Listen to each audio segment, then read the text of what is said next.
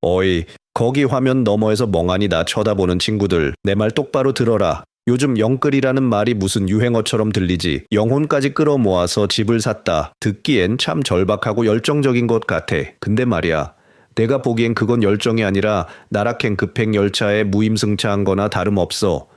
니들이 그 피 같은 영혼을 팔아서 산 게 결국 뭐냐? 그냥 하늘 높이 솟아있는 콘크리트 상자 하나 아니야? 남들 다 사니까 지금 안 사면 평생 벼락거지 될 것 같으니까 무서웠겠지. 이해는 해.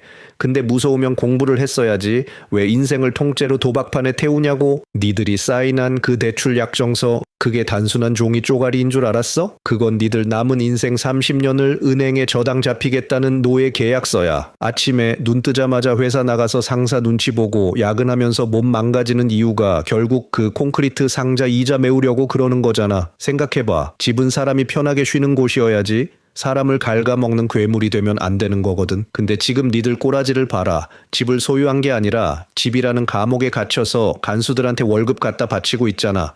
이게 진짜 니들이 꿈꾸던 내 집 마련의 성공이야? 아니, 이건 그냥 시작부터 잘못된 파멸의 서막일 뿐이야. 제발 정신 차려. 자, 이제 현실적인 숫자를 좀 만져보자고.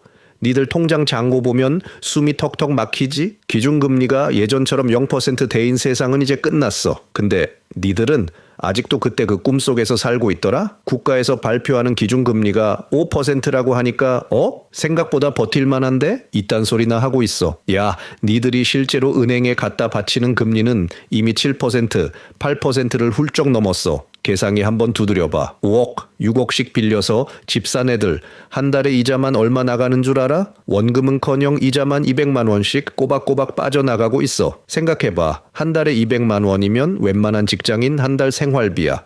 그 돈이면 맛있는 것도 사 먹고 미래를 위해 투자도 할 수 있는 돈이라고. 근데 그 생금 같은 돈이 매달 자동이체로 이름도 모르는 은행 놈들 주머니로 쏙 빨려 들어가고 있잖아. 회사에서 욕먹으면서 버티는 이유? 그 200만 원 만들려고 그러는 거잖아. 니들이 편의점에서 1,000원짜리 삼각김밥으로 끼니 때우고 커피 한 잔 사 먹는 것도 벌벌 떨면서 아껴봤자 뭐 하냐고. 이미 매달 통장에서 대형 사고가 터지고 있는데 이건 재테크가 아니라 그냥 밑 빠진 독에 물 붓기야. 독이 차오르기는커녕 니들 인생이 먼저 말라비틀어질 판이라고. 숫자는 거짓말 안 해. 니들이 외면하고 있는 그 통장 문자가 바로 니들 인생의 성적표야. 알겠냐? 어이, 니들 금리가 오를 때마다 뉴스 보면서 무슨 생각하냐? 설마 더 오르겠어? 정부가 어떻게든 해주겠지? 진짜 순진하다 못해 멍청해서 눈물이 다 난다. 금리는 말이야. 니들 같은 영끌족들 인생을 한 방에 낚아채려고 던져놓은 보이지 않는 올감이야. 낚시꾼이 미끼를 던질 땐 물고기 배불려 주려고 던지는 게 아니지? 물고기 목구멍에 바늘 꽂으려고 던지는 거야. 지금 니들 목구멍에 그 바늘이 아주 깊숙이 박혔어. 뺄 수도 없고 가만히 있자니 숨이 막히지. 금리가 1% 오를 때마다 니들 통장에서 빠져나가는 그 돈, 그게 그냥 숫자인 줄 알아? 아니, 그건 니들 수명이고 니들 자식 학원비고 니들 노후 자금이야. 은행 놈들이 금리 올리는 건 니들 사정 봐주려고 그러는 게 아냐. 전 세계적인 판이 바뀌었는데 니들이 감히 그 거대한 파도를 맨몸으로 막으려 했다고? 영혼까지 끌어모았다는 그 영끌. 결국 그 영혼은 이미 은행 전산실 서버에 데이터로 저장돼 있어. 금리 0.25%포인트 올라갈 때마다 니들 영혼의 값어치는 뚝뚝 떨어지는 거야. 이제는 도망갈 곳도 없어. 집을 팔려고 내놔도 살 사람이 없는데 이자는 계속 불어나지. 이게 바로 니들이 스스로 선택한 금리의 덫이야. 이 올가미가 점점 조여와서 목소리조차 안 나올 때쯤 되면 그때야 무릎 꿇고 빌겠지. 근데 어쩌냐? 그때는 이미 나락 확정인데 야, 니들 회사 근처에 있는 그 번듯한 은행 건물들 봐라. 대리석 바닥에 에어컨 빵빵하게 나오고 직원들 웃으면서 맞이해주니까 거기가 무슨 복지시설인 줄 알았냐? 착각하지 마. 거기는 니들 피 빨아서 지들 배 불리는 거대한 흡혈 공장이야. 니들이 밤새워 일해서 번 돈, 그중에서 이자로만 매달 200만 원씩 갖다 바칠 때 은행 놈들은 뒤에서 샴페인 터트리고 있다고. 은행은 절대 손해 안 봐. 니들이 집값이 떨어져서 한강을 가든 말든 걔네는 이자만 따박따박 받으면 장땡이거든. 만약 니들이 이자 못 내면 바로 경매 넘겨서 니들 길바닥으로 내쫓고 지들은 원금 회수하면 그만이야. 니들이 믿었던 그 금융 서비스라는 게 실체는 그냥 합법적인 고리 대금업이라는 걸 왜 이제야 깨닫냐고. 생각해봐. 니들이 한 달에 200만 원씩 1년에 2,400만 원을 이자로만 낸다고 치자. 10년이면 2억 4천이야. 그 돈이면 니들 인생이 바뀌었을 돈이야. 근데 그 돈이 지금 다 어디가 있어? 은행 주주들 배당금으로, 직원들 성과급으로 다 뿌려지고 있어. 니들은 편의점 도시락 먹으면서 버티는데 걔들은 니들이 준 이자로 성찬을 즐긴단 말이다. 이게 바로 영끌 쪽들이 마주한 비정한 현실이야. 남 좋은 일 시키려고 그 고생하며 집 샀냐? 대답해봐. 이 답답아. 어렵게 영끌에서 들어간 그 아파트 들어가 보니까 행복하냐? 거실에 앉아 있으면 윗집 발소리 다 들리고 층간소음 때문에 스트레스 받으면서도 그래도 내 집이니까 하고 자위하고 있지? 야, 그게 어떻게 네 집이야? 80%는 은행 건데? 네 지분은 화장실 타일 몇 장 정도밖에 안 돼. 남들한테 보여주기용으로 나 어디 아파트 산다 라고 자랑하면 기분 좀 좋지? 근데 그 단톡방에서 자랑질할 때 니들 속은 시커멓게 타들어가고 있잖아. 다음 달 이자 낼 걱정에 잠도 안 오면서 겉으로는 성공한 척 포장하는 꼴이 진짜 가관이다. 그게 바로 텅 빈 승리라는 거야.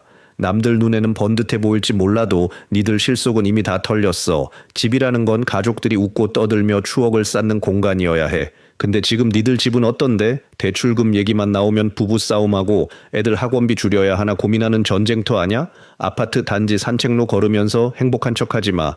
니들 발걸음이 얼마나 무거운지 나는 다 보여. 그 콘크리트 덩어리가 니들 어깨를 짓누르고 있는데 언제까지 버틸 수 있을 것 같아. 거품이 빠지고 환상이 깨지는 그 순간 니들이 움켜쥐고 있던 그 열쇠는 그냥 녹슨 고철 덩어리가 될 거다. 야, 니들 파티 끝났을 때 제일 먼저 드는 생각이 뭔 줄 아냐? 아, 내가 왜 그랬을까 하는 후회지. 근데 이번 파티는 후회 정도로 안 끝나. 니들이 그동안 믿어왔던 집값 불패 신화, 그거 이제 다 쓰레기통에 처박힐 시간이야.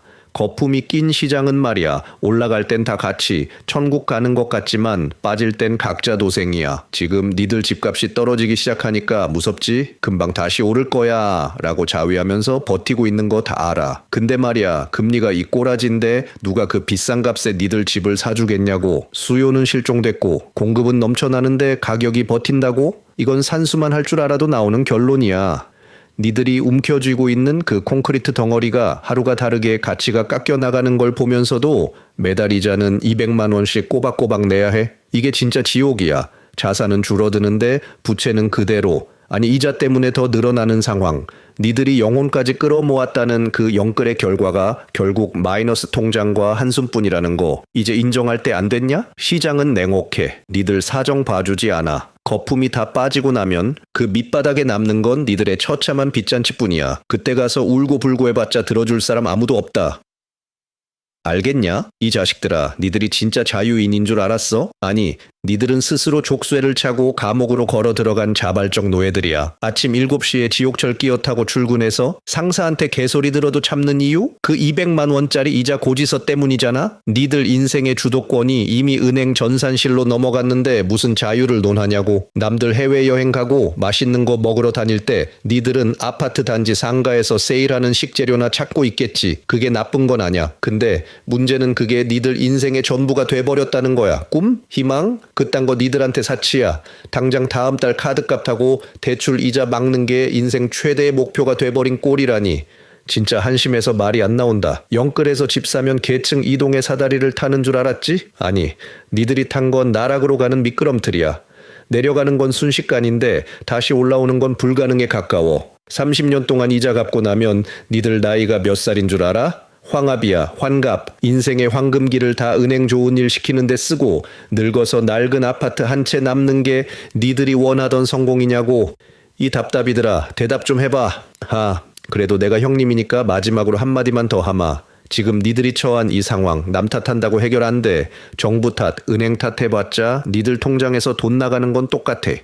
인정할 건 인정해. 니들이 욕심 부렸고 니들이 판단 미스한 거야. 지금이라도 살고 싶으면 그 가짜 자산에 대한 집착부터 버려. 손절을 하든 다른 생존 루트를 찾든 뭐라도 해야 할 거 아냐. 가만히 앉아서 기적을 바라지 마. 기적은 니들 같은 답답이들한테 안 일어나.